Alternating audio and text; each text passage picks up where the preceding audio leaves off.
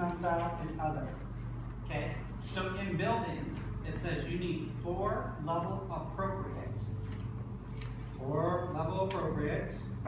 skills done by most.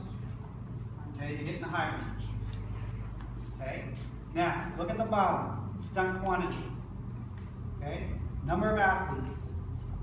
To the far right, there's a header that says most. It will tell you based on how many people are on your team what most is. So as an example, if I have 16 to 19 kids on my team, I need to do 4 level appropriate skills, but how many groups do I need? 4. 3. To hit most. Okay? You could make a 4th group, which would help drive you in the difficulty. Which we'll get into all that in a second. This makes sense. So you can look at the number of athletes, and it'll tell you how many you need for most. Everybody happy? Alright. Level appropriate tells you the different styles. You need 4 different level appropriate skills.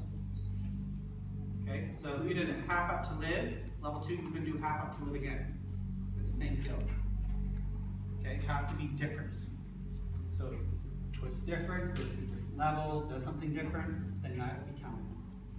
Okay, so it tells you what those level appropriates are. That would include dismounts. Those are level appropriate if they're level appropriate. Okay, if you're in level 3 and you do a straight or a quarter twist cradle, that's level 2. It wouldn't be counted as a level appropriate skill for level 3 because you can do it the level before. Make sense? Does that make sense? Yeah. Okay. Elite level is kind of what Ali was talking about before. Is more harder skills or linked up skills. Okay. You can link up multiple skills and then it'll still be counted. It's just you get to the count faster. The 4 level appropriate. Make sense? Still 4. Okay. You do not need in school elite level skills at all. As long as you have level appropriate skills and you have 4 of them, you'll get in the high range. So what's the benefit of the elite level? If your skills are good at setting, they'll just move you further in the difficulty range. So they just like to give you examples of what they would consider elite style type of stunts. Okay. Make sense? Make sense? So if we were to try and go for like elite level as opposed to level appropriate, is there like a happy medium of, you know, should we do so many in here and so many in here, like to completely max out your score sheet, or is it just So, 4? as long as you do 4.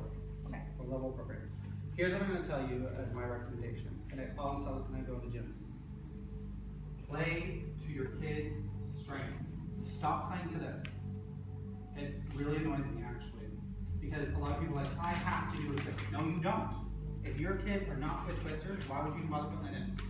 It's going to hurt you on technique. Half the time they're not going to hit, so you're going to have projections. So you're losing on 3 score sheets right away. Who wins and who loses? Always play to your technique and always play to your kids' strengths. What are they good at? There's different styles. You can do versions, you can do dismounts, you can do twisting, you can do, there's so many different elements you can do. So don't put yourself on just by looking at this. Okay? So yes, there might be a team that you're competing against that's doing more elite level skills, let's just say. That's okay. Let's say they're beating you by 0.2 in difficulty. That's okay. Because technique is where you're going to make or break it. Okay? They may be doing harder stuff, but maybe they're bottling all over the place. Maybe they can't fully hit it. Their technique scores will probably go down. I'd rather clean run, solid run, because your technique scores go up. Right? So then who's going to win? Right? So again, know your kids, know what they're good at. And as coaches, every year you're going to change it every year based on your kids. Okay? All right. Those are the level appropriates. Most gives you the quantity there, and it gives you the different styles to help. Okay, and that's for level 3 as well. Okay, same analogy. Okay, everybody okay with this? I have one Yep. question. I can't add mine, so I just, it's on both of the sheets, and I just want to, It it to perform simultaneously, that part there. That just means Where? to stack them up. It's under, other stunts. Level stunts on level 2 or level 3? Level 3. Level 3, okay. It Under. says compliments to reward level appropriate skills performed simultaneously. Is that what you mean when you're stacking the stunts to be in one section and you're hitting multiple elements? Yep. Okay. I didn't understand that when I typed it, and it's like, I just needed to make sure that. So a combo could be like what Ally was saying earlier, stunts in level 2. Inversion half up, that's 2 skills within 1 element. So you're comboing These are skills. upside down. Like each score range has different drivers to get the score higher and higher, right? So the speed with which the skills are done is a driver. The body position to body position is a driver. Combination of at-level skills, driver. Those are all things that are gonna, the number of stunt groups doing the skill is a driver. Make sense? Whether you're using front spots or not is a driver. Should be anyway, because it's more difficult without a front spot. Definitely. So now let's just look at the building sheet, the actual score sheet. Before, sorry. Yeah, that's okay. That stunt quantity box, Yeah. I'm not pretty sure. Yes.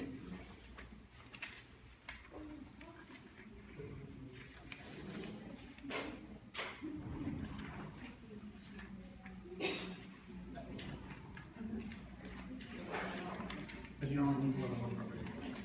All right, everybody here? The sheet, the actual score sheet? All right, the first box, it goes from 3 to 3.5. Skills performed do not meet low range requirements. And then the next box is 3, 5 to 5. 4 level appropriate skills performed by most. Recommendation, don't just put in 4. I put in 5. Because if your most was 4, or even 3, let's just say 3 groups. One group falls, and they were supposed to do that skill. Do you have 4 level appropriate skills performed by most? No. Nope. So where are you going to go in range? You're going to go back. You're going to go back to the bottom box. So again, recommendation, play to the strength of your kids. And I would just make sure you have, it would just be a recommendation. Doesn't mean you have to. Okay, so, I have a question. yeah, Stunt difficulty starts at 3.5 for 4 different level appropriate, but over in the stunt quantity, ignore that side, okay, thank you. because you only need 4 level appropriate. By most. Same thing. So here's, most of the team performs a level appropriate skill, but in here, only 4. So that's not 4 stunts, that's just 4 skills. 4 skills. Done by the most of your team, however many. Like in your whole team, only 4 skills. Oh. Separate from here. Right. Okay? Stunt technique, let's look at that. How many boxes are in stunt technique? 4. It's huge. It's bigger, right? So it starts at minimum athletes execute excellent precision, form or synchro. And that's a 3 to a 3-5, and then the top range is 4-5 through 5. Most of the athletes execute excellent precision, form, and synchro.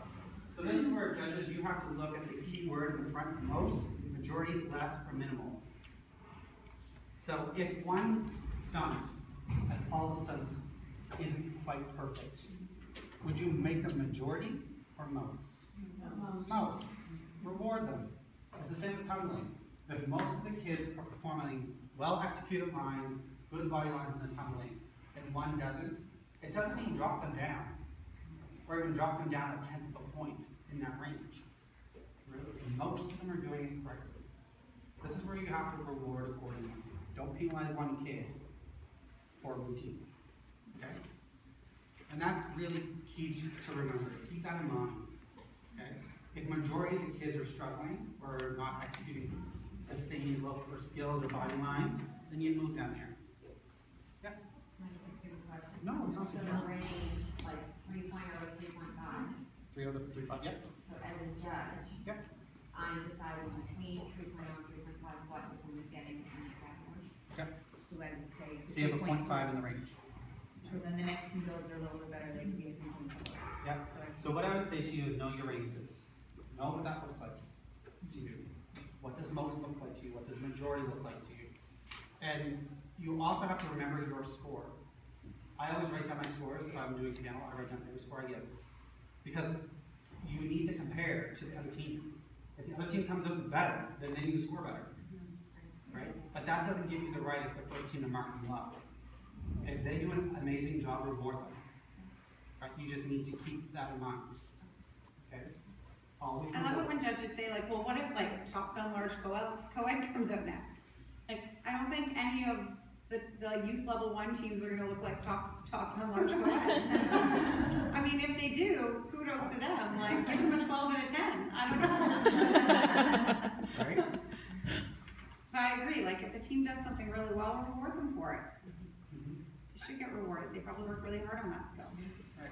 So don't be so critical. Sometimes I know we're judges and our job is to watch and analyze and come up with a score, but don't be so critical either. Don't always look for the nitty-gritty. Okay, we now want to make kids happy, we want to make kids come back to the sport, and we want to make coaches happy as much as possible.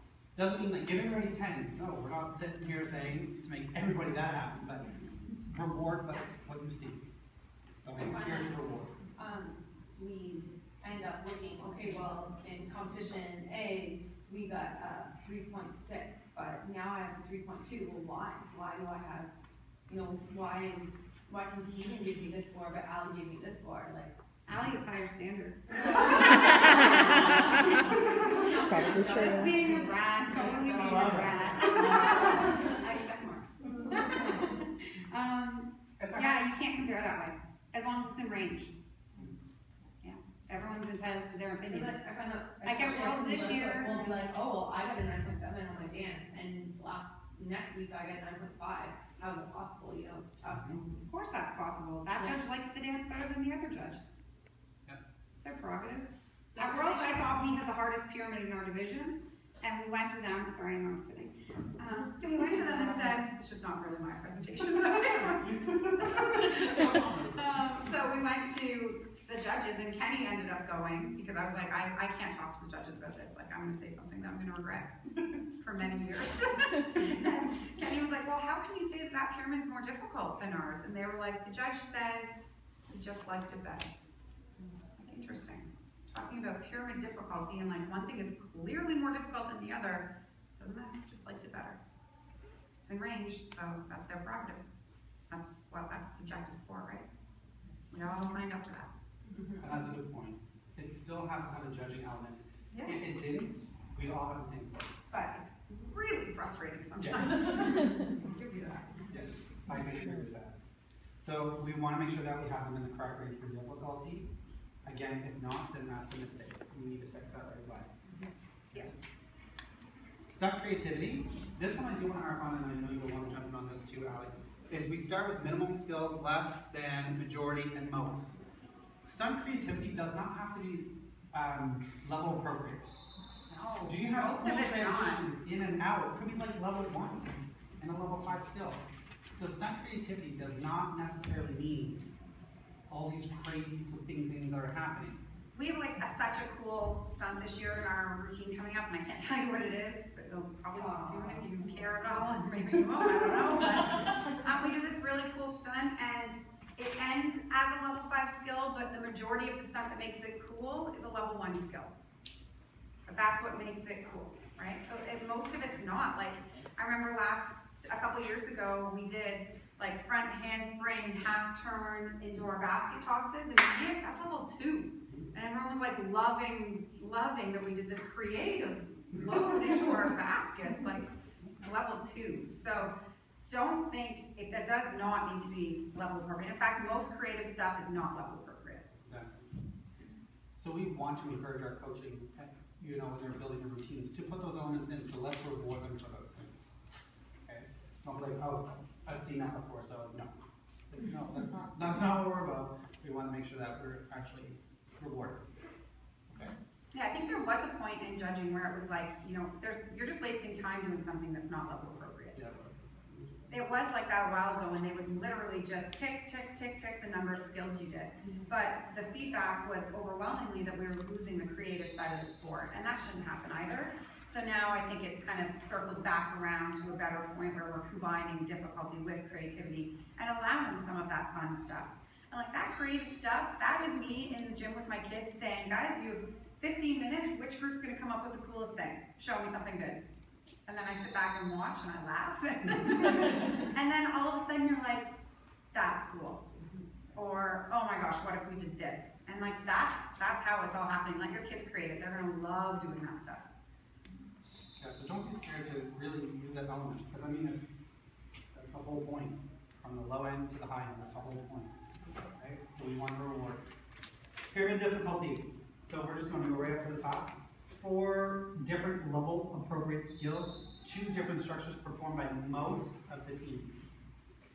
A structure is a picture moment. It's a still picture. Okay, we need 2. They do not have to be level appropriate.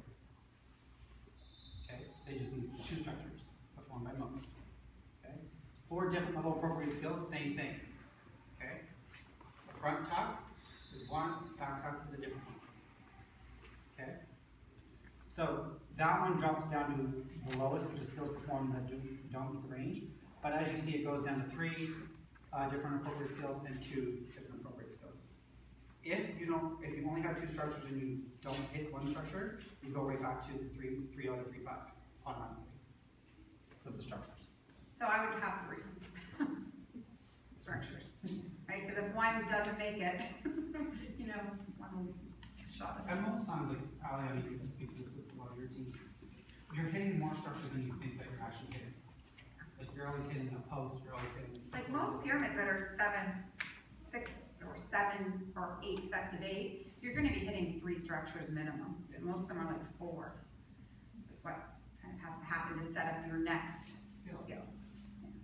So for, when you used to find structure, like that's just when they're all. Linked picture. hitting something. So So like not dipping three, into the like When you it's not say, like moving. all the sections, still one pyramid section where there's 4 structures within that. They're just a structure. They could be all at prep level, spy level. Yeah, I just hit.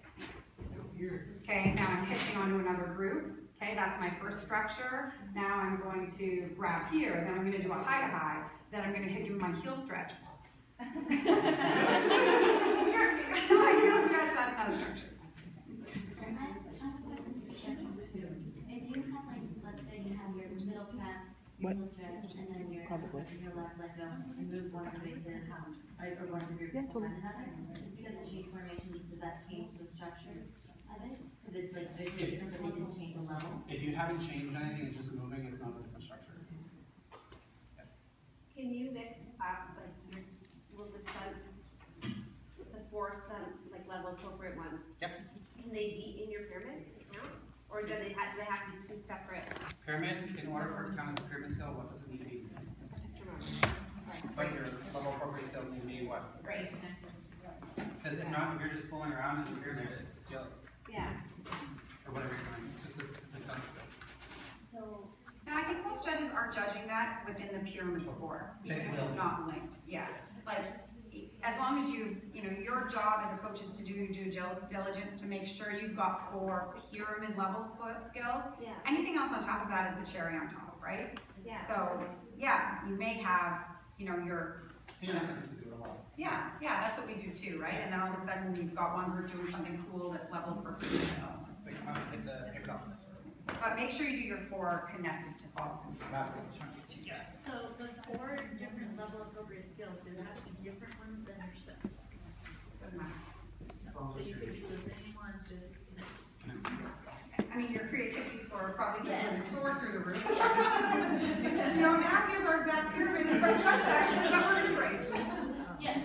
But yeah, absolutely. Like, there's only, in level 2, you're gonna half up. And then you're probably gonna half up again in your pyramid. And maybe you're gonna half up 2 more times in your pyramid, because that's what you can do. Yeah. Right? And a half up's better than straight up, so it counts. So, and then you go into your pyramid technique, which is the same as your stunts, it goes minimal, less, majority, and most. Oh, sorry. we have a question about this number of people. So here we have minimum, less, majority, most. Right. For all of the skills that are built on a pyramid, I mean, 2 how, groups. how do you know how many groups of people? Because I mean, you have your 2 bracers in prep, then it's like your middle one that's doing the different skills. So then not most of them are not doing this. Most of them are up. just how many people are in the structure, how many people are involved in the, okay, so not actually performing the skill. Gotcha. Thanks. I just got a concussion.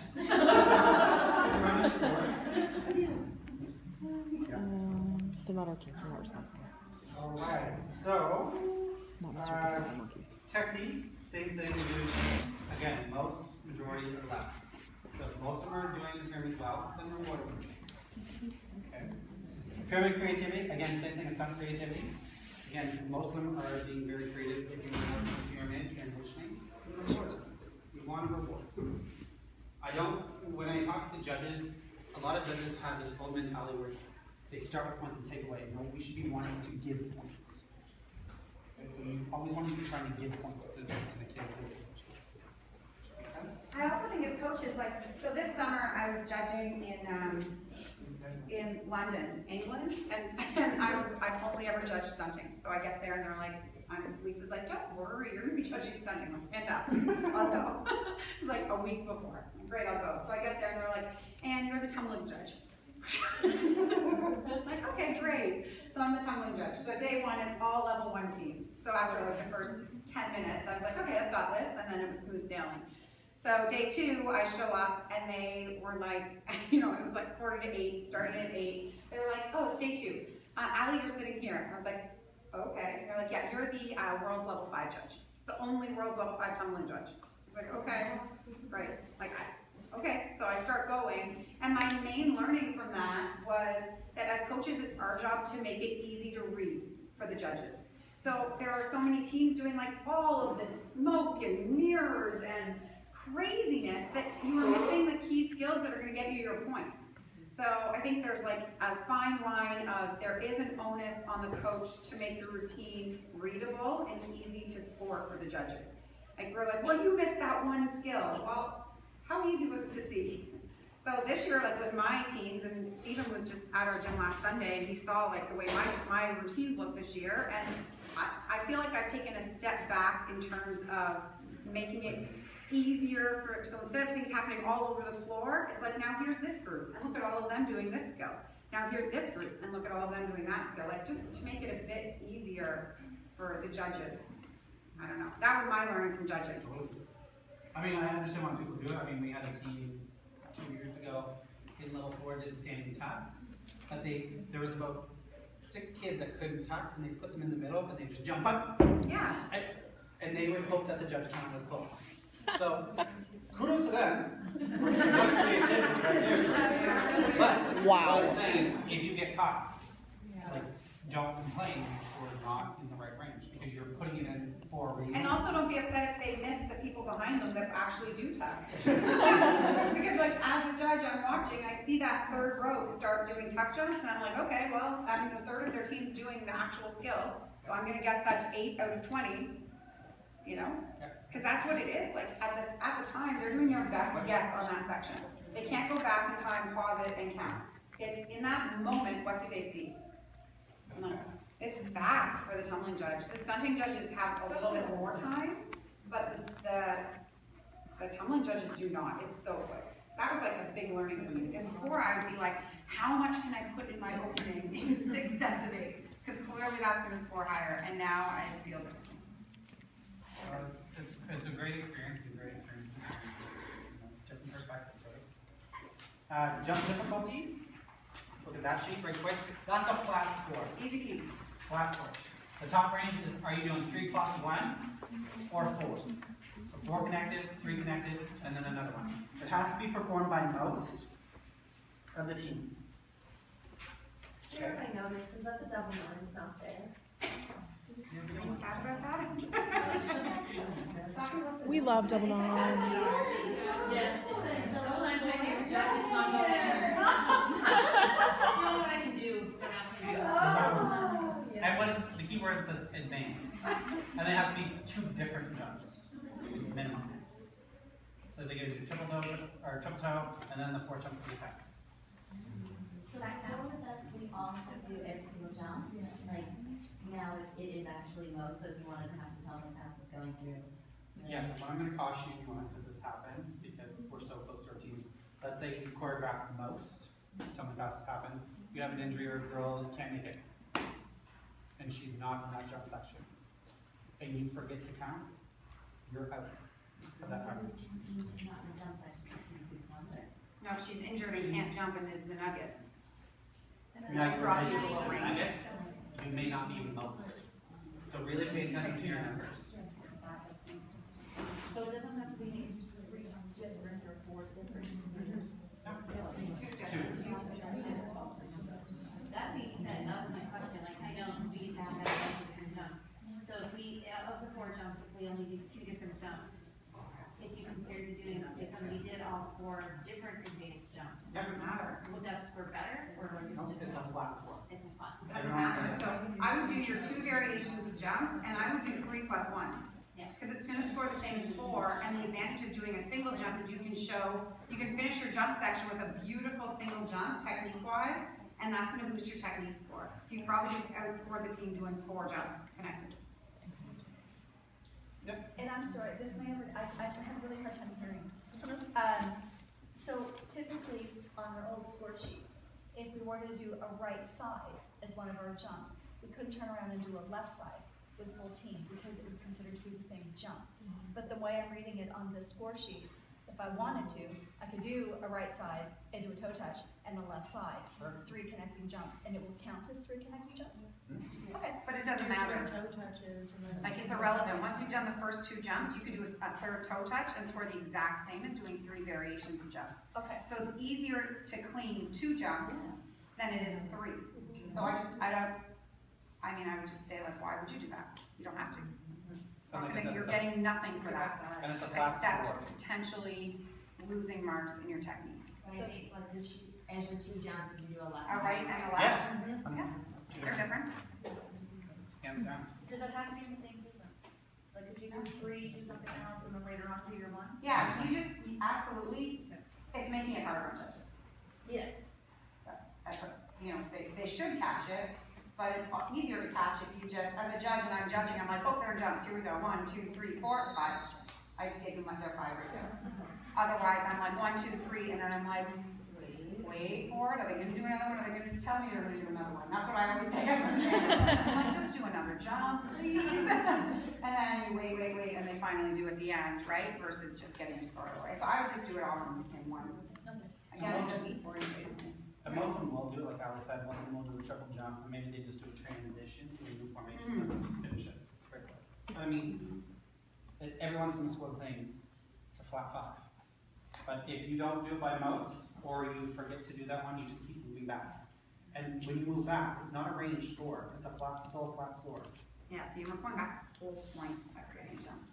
Because I had a judge one time, they looked at it and they're like, oh, the team didn't do the 3 plus 1, so they're the most of the team performs 2 level or connected jumps, and they were like, I'll give them a 4-9. I'm like, no, it's a flat score of a 4-8.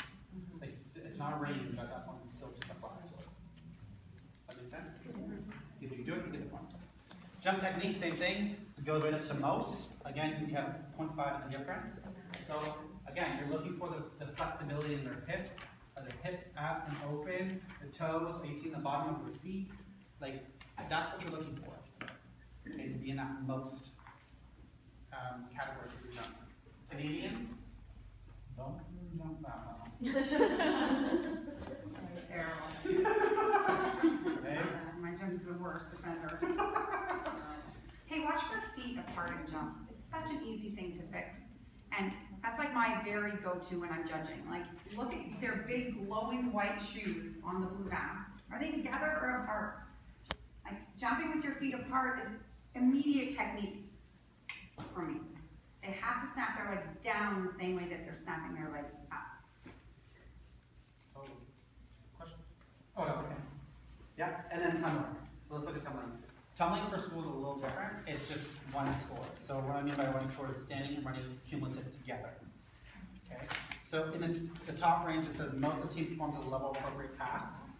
Okay. So most of the team, so 75% of the team, doesn't mean different people, could be the same person. So Sally could go 12 times across, Yep. back and forth, and Yep. you could still get. Could be running, could be standing, it doesn't matter. As long as it's level appropriate. Okay? Now, So it's not about the amount of people on the team, it's about the amount of times you go based on the number of people on the team. Yeah.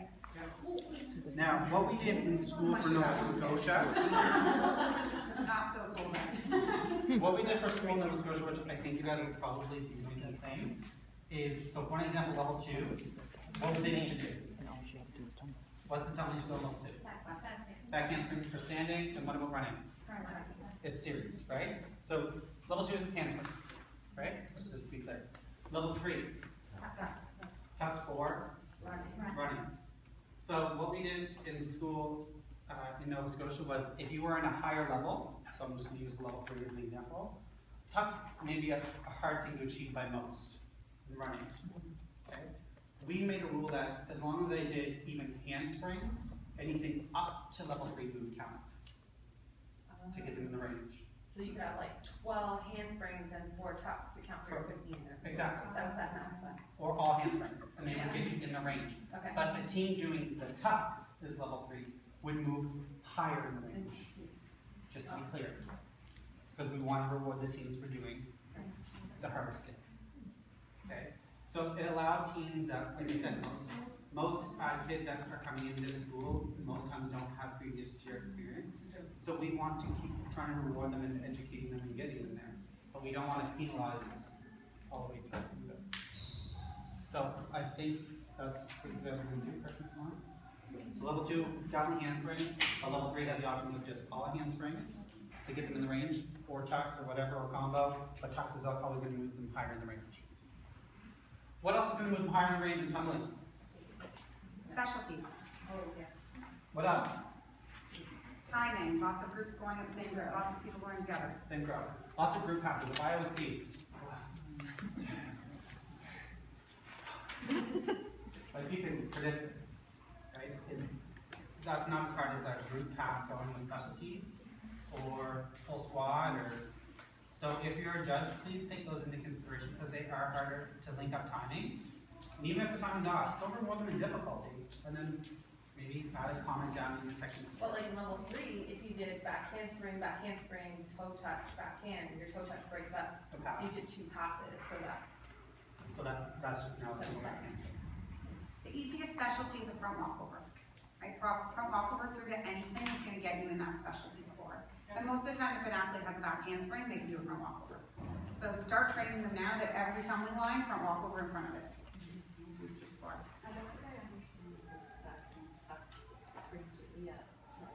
Okay, so level 2.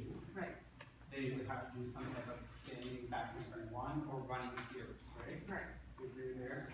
Level 3 is running tucks, right? Because level 2 is handspring. But what we did was, if in level 3 you didn't have tucks and you only had handsprings, we would count it still to put you in range based on most. But that just gets you in the range. But a team that did tucks would probably look for that team that does handsprings. So it'd be the difference between the 4.5 and the 4.9. Probably be a difference of a 4.0. They would get in range, but they would be at the very bottom of that range. Correct. Is your range not 4 to 5? There's 4, 5 to 5. Sorry, you're right then, 4.5. I didn't know where you started, so 5. So, does that make sense? When you group together, if you're running tumbling so much stronger than you're standing tumbling, if you put a lot of full running tumbling in, and then maybe 5 ridiculously strong backhands, would that be better than having a full team backhands? And Well, see, in school, it's all cumulative, right? So it doesn't matter if you're doing standing or running. Because everyone's in this mindset of standing, running, that's also. There's special requirements. But school, we're saying, we know tumbling is a lot harder to achieve in school. So we just want, if they can do some can do standing and or running or both, we want to make sure it gets rewarded, right? Because before what was happening in school was everyone was getting zeros. Like, so then everyone was to the point, well, why even bother? Throw tumbling. But that doesn't help our sport or help transition to kids. So that's why we just said, we'll just count everything. Can we like get a cheer for that too? Yay! No more team roll! Side rolls do count, level 2. They didn't used to. On the hardwood floor. We did full team cartwheels when I was in high school. It was tragic. Also. kids are. I had kids crying at forward rolls. Yeah. You need forward rolls on the hard floor. I have a question. So say if the team had 15 people on. Yeah. Or let's say 20. Okay. 20 people on. So say 10 of them were doing just standing back. Sure. And you just say they just did one standing back. And then they had a couple of people do, specialty, or, they didn't have a whole lot of running. Yeah. Would that really get them? Like, well, how high would that really get them if they had like half team? I don't even know, I should know, that's not most. Okay, say they had 15, doing backhands. Yeah. But it's only backhand, so that really gets them to the lowest majority for level 3. But for standing, that's For- the highest. In your standing tumbling difficulty and put them in range at 4 or 5, Okay. that's where you as a judge have to do. We're still gonna put them at 4.5. Totally, because as long as they meet most of some type of tumbling that's level 2, 4, 3, put them in the range. Now, as a judge, then you need to assess, if you're judging high school, tux is the actual level appropriate, right? So if I'm only getting handsprings, I'm probably gonna keep them lower in that range. Because if the next team comes out and does some type of tuck, or full team tucks, I need a place to move that team higher. So we're any three grades, Sorry, yeah, not backhand series.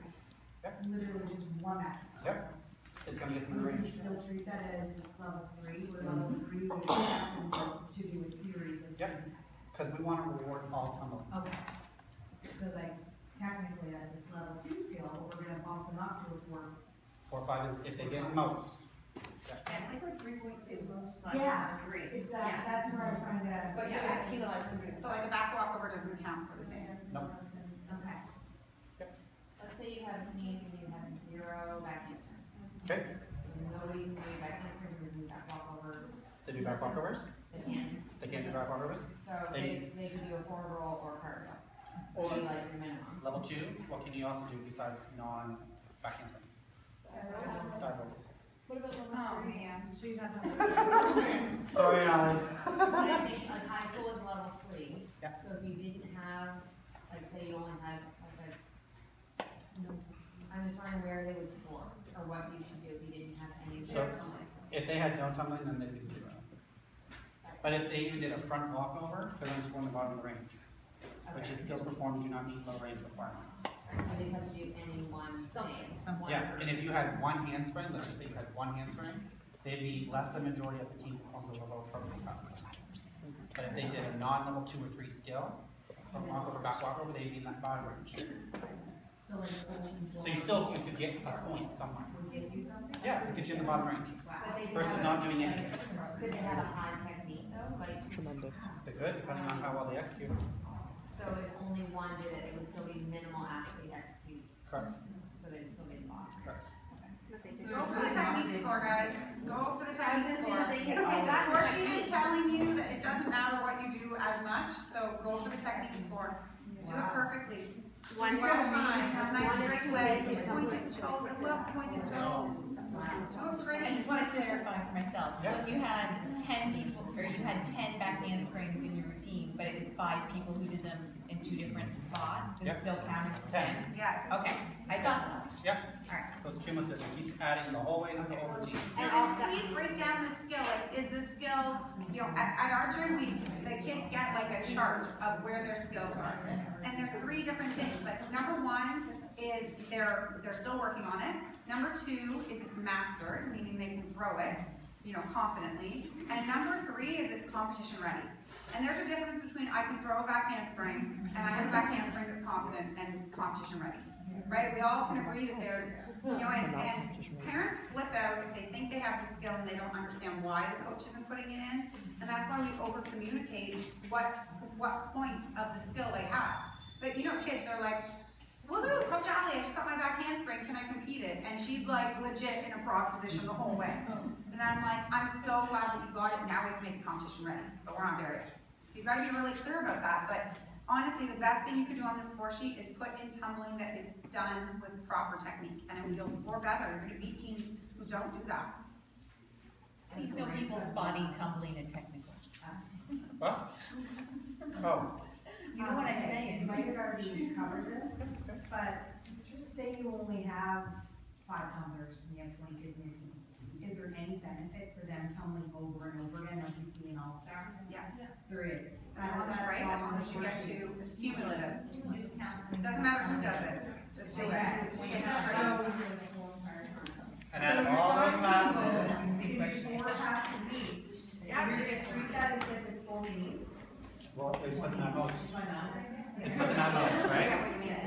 If it would get you most. They get you most. They put you in That's the same as, that's how it is in All-Star too, it's cumulative. So there's another way other teams can catch up. You just have your people just go. Now, in saying that, I know everyone's like, oh my God, wait, you really need to think about Sally. Okay? Right? So, yes,